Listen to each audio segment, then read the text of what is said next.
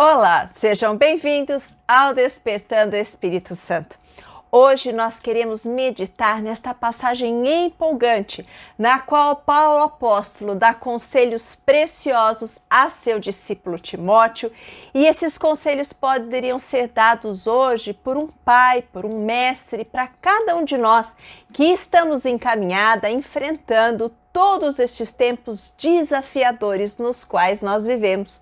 Mas antes, eu quero convidar você a se inscrever no canal, a deixar o seu like, que é um sinal de positivo logo aí embaixo da tela, a compartilhar este vídeo com seus amigos, com as pessoas que você sabe que amam a palavra de Deus. Vamos ao vídeo.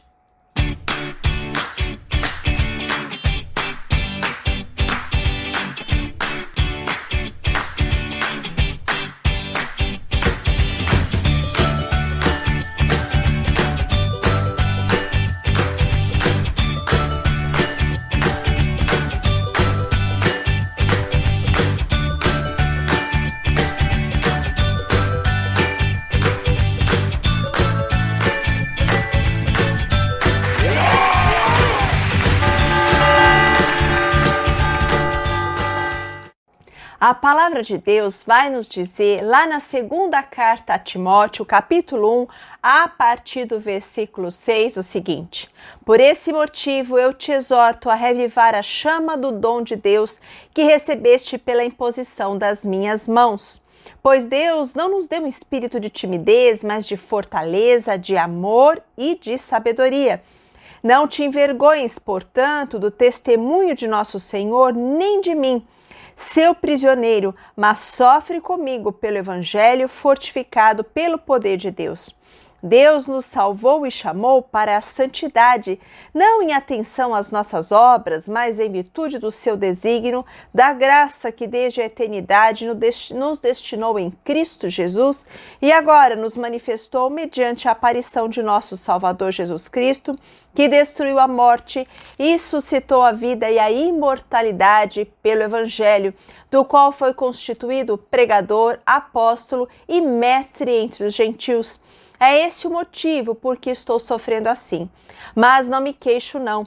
Sei em quem pus a minha confiança e estou certo de que é assaz poderoso para guardar meu depósito até aquele dia. Palavra do Senhor. Graças a Deus. Nós estamos diante de uma passagem que traz um testemunho e, ao mesmo tempo, um aconselhamento maravilhoso que permanece íntegro até os dias de hoje, de forma que esse conselho é um conselho que pode plenamente alcançar a mim e a você, que vivemos nestes dias desafiadores. Nós precisamos nos lembrar que Timóteo foi um dos grandes líderes da igreja primitiva. Mas Timóteo era um discípulo muito jovem. Provavelmente a sua mãe Eunice e a sua avó Lloyd foram convertidas na primeira viagem de São Paulo apóstolo. Então, na segunda viagem, São Paulo encontra este jovem que teve um grande crescimento espiritual. E foi um crescimento a tão olhos vistos que São Paulo decide levá-lo consigo para as suas viagens. São Paulo apóstolo escreve a Timóteo como um pai escreve a um filho. São Paulo apóstolo escreve a Timóteo já da sua prisão, quando então São Paulo sabe que será levado para um martírio.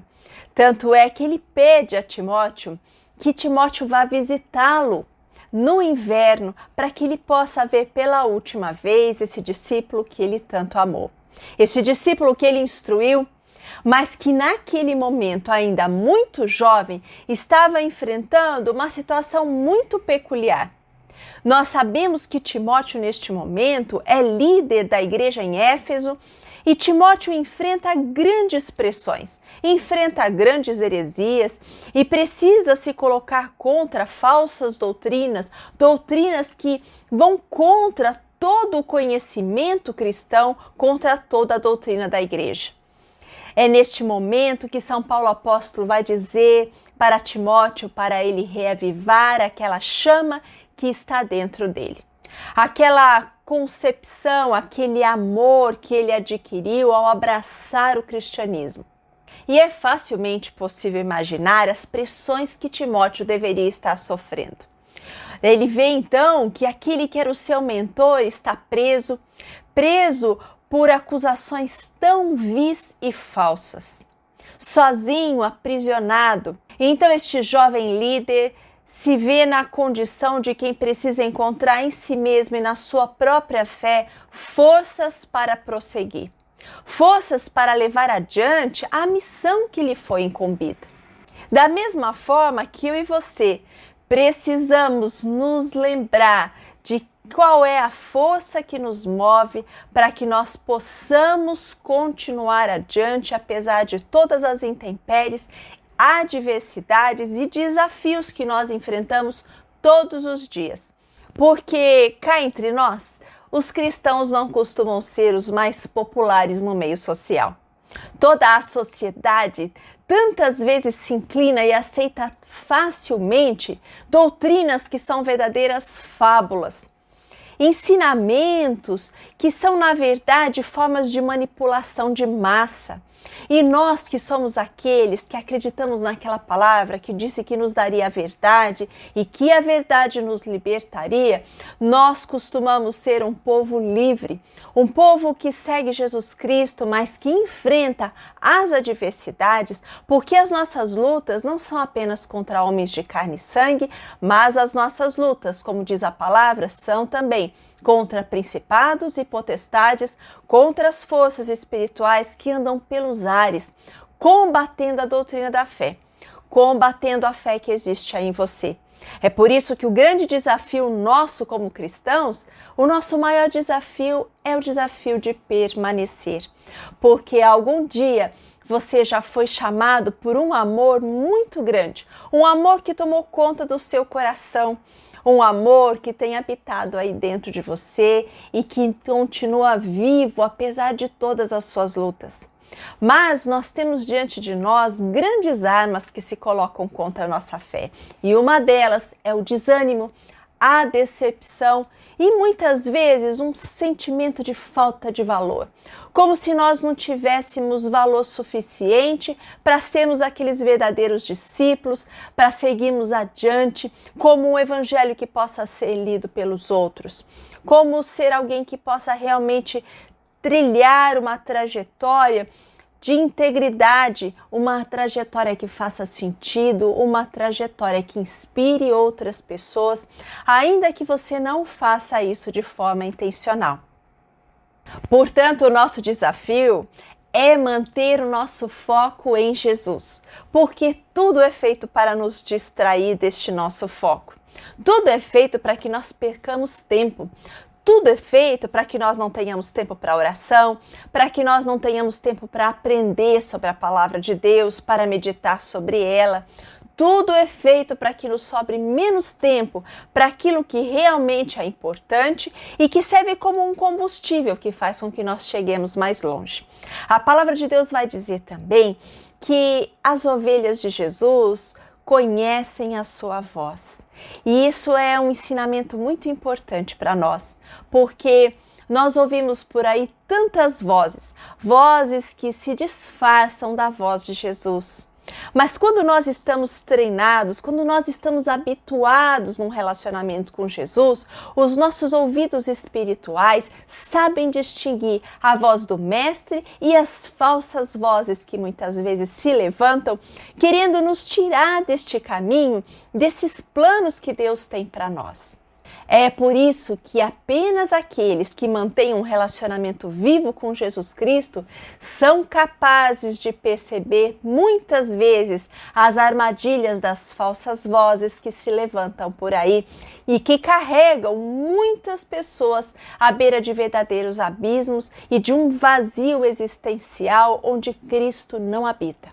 Assim, quando você se sentir desestimulado, quando empunharem contra você a maior das armas, que é a arma do desânimo, a arma do pessimismo, lembre-se que nós somos mensageiros de esperança num mundo pessimista, No mundo onde todo tipo de morte prevalece e no qual nós temos o desafio de permanecermos vivos, mas só assim o seremos se a nossa fé permanecer viva dentro de nós. Assim como São Paulo apóstolo exorta o seu tão amado discípulo, hoje esta mesma palavra vem exortar-nos para nos dizer que nós precisamos a todo custo mantermos viva a fé que está no meio de nós, a fé que habita como uma chama acesa no coração aí de cada um, apesar das dificuldades, apesar de situações das mais inusitadas, apesar de às vezes nós estarmos plantados num meio tão árido, talvez aí até mesmo no meio familiar, onde as pessoas escolhem todos os tipos de doutrina, mas elas se negam a seguir a mesma doutrina que você apenas para não dar o braço a torcer, não é verdade? E também tantas perseguições e tantos incômodos que muitas vezes um cristão provoca no seu meio, não necessariamente pelas suas palavras, mas pelo seu exemplo, que incomoda aqueles que são incapazes de seguir pelo mesmo caminho. O cristão incomoda, o cristão sofre pressões, o cristão muitas vezes se sente sim desestimulado, desencorajado. Quantas vezes existem vozes dentro de nós que vêm nos dizer, você não. Que vem dizer que você não é suficiente e que você não vai ter forças para chegar até o fim da sua caminhada. Mas a boa notícia é que existe aí dentro de você uma chama. Nem que seja uma brasa, ela ainda está viva. Eu convido você hoje a dar vida de novo à fé que existe dentro de você, a reavivá-la, a reativá-la, a se lembrar, como São Paulo apóstolo vai dizer, que tudo que ele sofre não é capaz de matar sua fé simplesmente porque ele sabe em quem ele deposita a sua esperança. Portanto, não se engane, Deus precisa de você. Ele precisa da sua colaboração para que você possa ser um agente do reino, esse mensageiro de esperança por aí, nesses lugares tão áridos, tão sofridos e tão muitas vezes sem alegria em que nós encontramos ao nosso redor. Um cristão comprometido com a palavra de Deus, um cristão comprometido com a sua fé, pode ser inesperadamente utilizado, ser canal de bênção de formas muitas vezes inesperadas. Quero lembrar a você o testemunho de um sacerdote canadense atualmente em processo de beatificação chamado Emiliano Tardif. Padre Emiliano é internado com o diagnóstico de tuberculose, e então ele já encontra-se em estágio avançado da doença com lesões nos 2 pulmões.